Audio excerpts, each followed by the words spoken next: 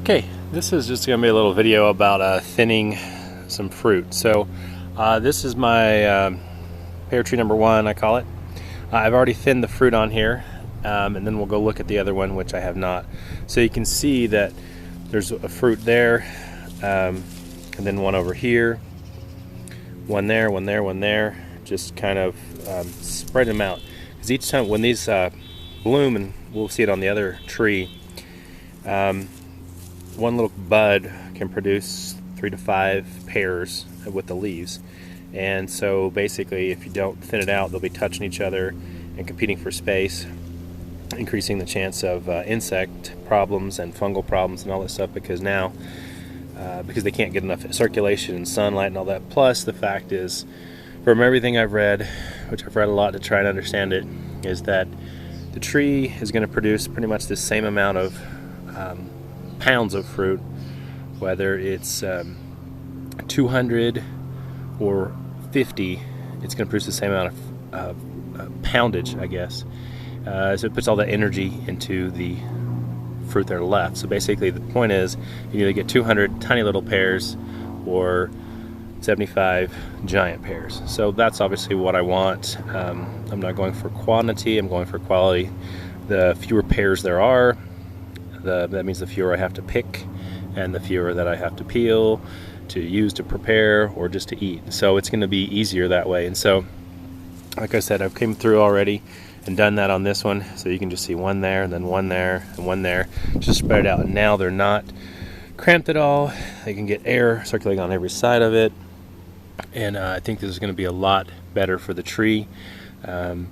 And also for me as well, because like I said, I want the big ones. And so I have, like I said earlier, I've thinned it out already. You can see just trying to be one there, spread it out so it'll have fewer fruit and not as much competition between each other. And so then we will walk over here to the other pear tree and see what it looks like before thinning. Obviously it's not the same tree, but I'll give you an idea. So on this one, you can see, where's a good cluster here?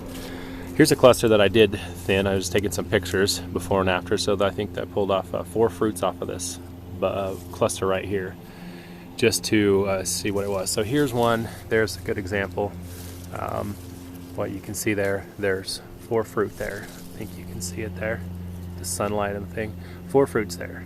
So what I'm going to do, I'm going to try to do this with one hand, is just flick those off, there, and there. So now I've left the biggest fruit there, and that's it. So you can see, once again, the competition and squish. And you can see how right there's 4 of them, and they are all competing for the same space. They're touching each other already when they're not even close to being mature.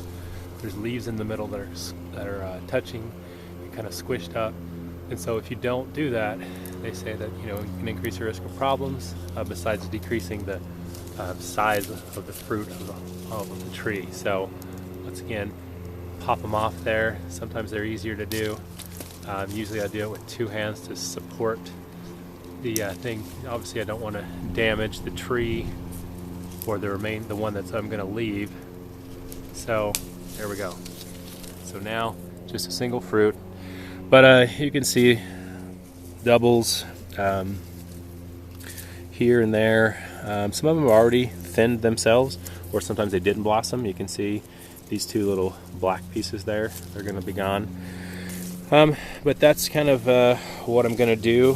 Thin it all out here to, like I said, increase my the size of my fruit. Also to pick off any little immature ones. At this point, pretty much this size right here is pretty much the standard for this tree.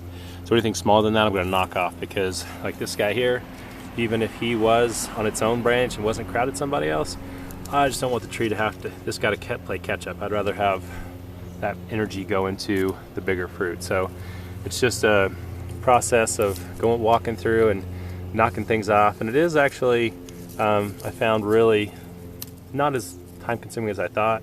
The other tree there probably took me half an hour or so.